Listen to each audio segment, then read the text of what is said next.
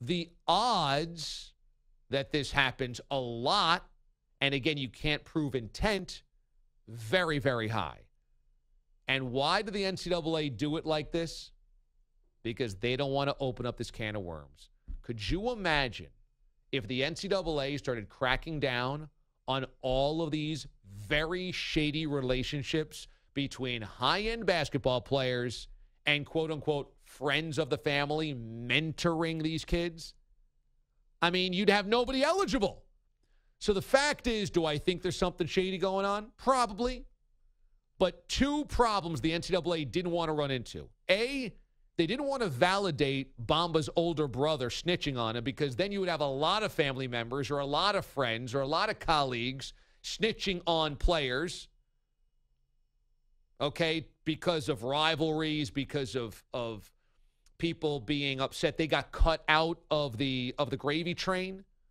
Okay, they didn't want to go down that road, because then you would have everybody telling everybody how many gifts these guys get illegally. And number two, if they come down to Mohamed Bamba, then they got to start coming down on all these kids that have all of these weird relationships with all of these guys that are not related to the family, that buy them a lot of stuff, knowing down the road, maybe you get to be his agent, maybe you get to be his publicist, maybe you get to be his advisor, but there's usually a salary that comes along with it. Again, I don't know about this specific guy. Maybe he's not gravy training, but it happens often enough to where the NCAA doesn't want to have to police all of it.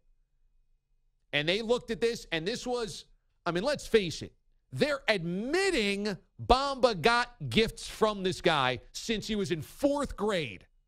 Fourth grade. They're admitting this happened. And they're rationalizing it by saying, well, it didn't necessarily have to do with basketball, and he's done this with a lot of other kids that aren't good at basketball. They didn't want to touch it. That's what it comes down to. They didn't want to touch it because it was going to mean a bigger headache for them.